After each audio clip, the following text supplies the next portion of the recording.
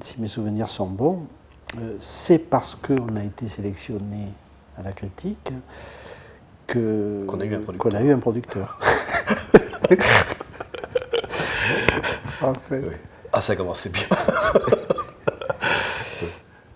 Parce qu'en fait, oui, je me souviens aussi qu'on n'avait même pas une copie 35 du film, et que l'Unifrance Film nous disait, mais vous n'existez pas. On ne peut pas tirer une copie sous-titrée puisque vous n'existez pas. Du coup, on avait régularisé la situation au CNC et tout ça, pour que ce film existe et ait un statut voilà, social. Enfin, du coup, je me souviens que pour nous, c'était quand même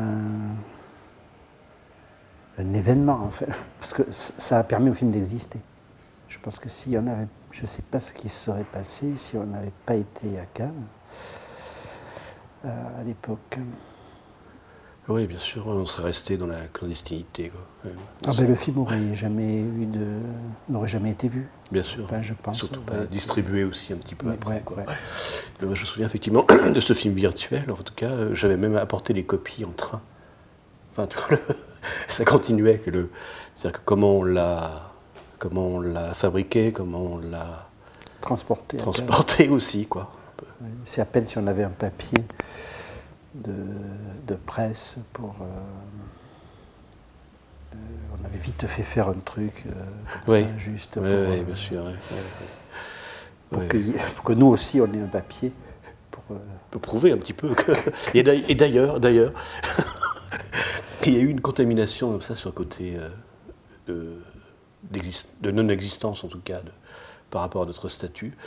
Je me souviens que c'était donc en 1983, et que c'était l'ouverture du bunker. Et qu'il y avait eu une manifestation d'étudiants en médecine qui avaient bombé en rose, peinture rose sous les vigiles.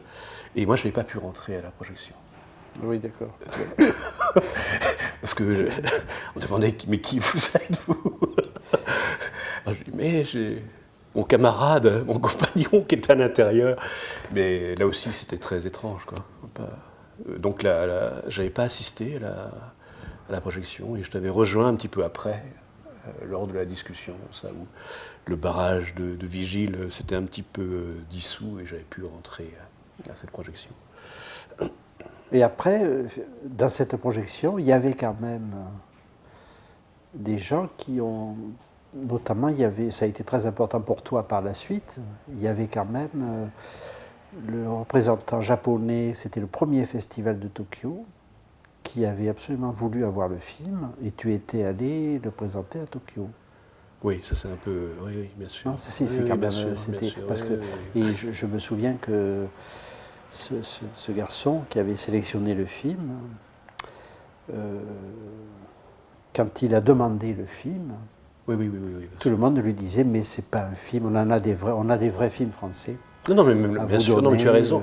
L'institution leur disait effectivement, non, mais c'est pas un film sérieux, c'est pas un film qui est montrable, labellisé quand même comme ça. On a des vrais films. On a d'autres films en stock, beaucoup plus intéressants, qui ont un label français quand même. Voilà, ça, avec des acteurs et tout. Et effectivement, il a fallu guerroyer un petit peu. D'abord, il y avait eu une petite déclaration de Godard, tu te souviens? Oui, dans un entretien. Voilà, soutenant un peu notre démarche de clandestin. Et en fin de compte, après plusieurs mois, effectivement, on avait réussi à avoir une copie 35 sous-titrée quand même, pour pouvoir participer à différents festivals à l'étranger. Quoi. Et je me souviens aussi, puisqu'à l'époque, moi j'étais au cahier un peu comme ça, que tous les jours on se disait est-ce que l'IB va pas...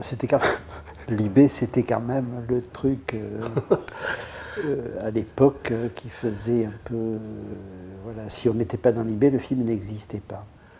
Et puis d'années a un peu traîné, puis il a écrit le dernier jour du festival. Donc, il a fait exprès aussi, il a fait exprès d'attendre. Du coup, là aussi, c'est un film dont l'existence a toujours été au dernier moment, à peu près.